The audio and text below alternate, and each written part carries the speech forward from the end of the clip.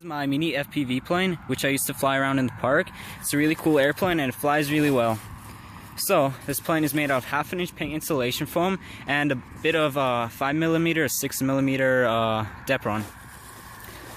So I have a blue under motor in the back spinning a 7x6 prop, a 20 amp ESC, and to power that I have the 750 milliamp LiPo battery 3S and 2 9-gram servos on each side.